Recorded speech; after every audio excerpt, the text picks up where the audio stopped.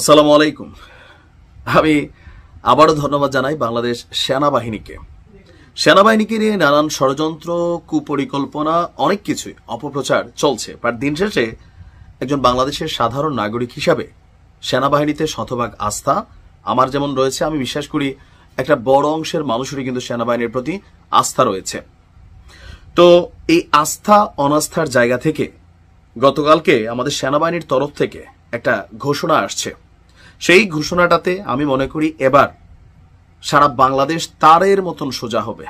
কারণ সারা বাংলাদেশে ডক্টর ইউনূস ক্ষমতা নেওয়ার পরে যেই ঝামেলাটাতে সরকার বিতর্কিত হচ্ছে, এটা কিন্তু সরকার যে প্রশংসিত হচ্ছে তা না।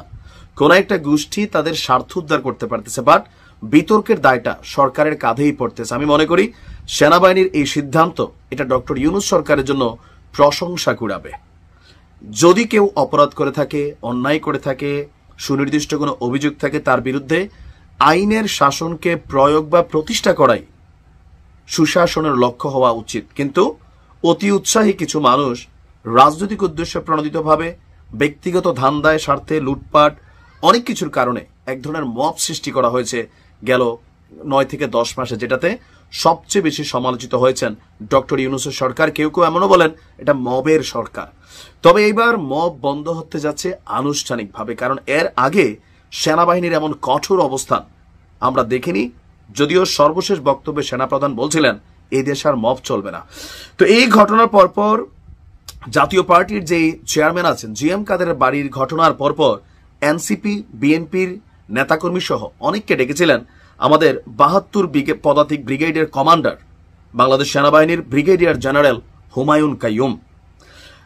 জাতীয় পার্টির নেতার এই ঘটনার পরিপ্রেক্ষিতে স্থানীয় বিএনপি, এনসিসি নেতাদের সাথে রংপুর স্টেডিয়ামে অস্থায়ী সেনা ক্যাম্পে তিনি ঘোষণা দিয়েছেন যে আপনার রাজনীতি বা মবের নামে দেশে নাশকতা আর কোনো সুযোগ নেই, বা মব তৈরিরও কোনো ধরনের কোনো সুযোগ নেই।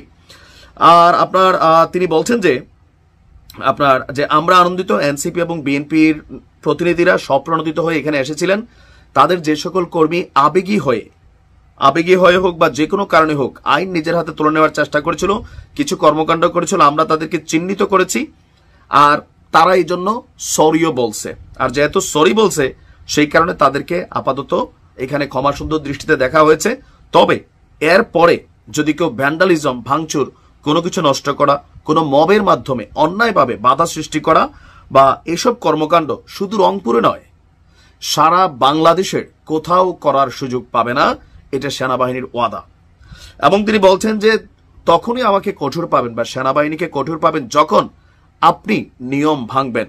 তো সেটা যেন আমাকে করতে না হয়, সেনাবাহিনীকে করতে না হয়। আমরা চাই জনগণের সাথে হাসি মুখে থাকতে। আর এই বিষয়গুলো নিয়ে সরকারের অবস্থান বা সেনাবাহিনীর অবস্থান খুবই সুনির্দিষ্ট। তা আমি মনে করি এই বার্তা সারা বাংলাদেশে ছড়িয়ে যাক।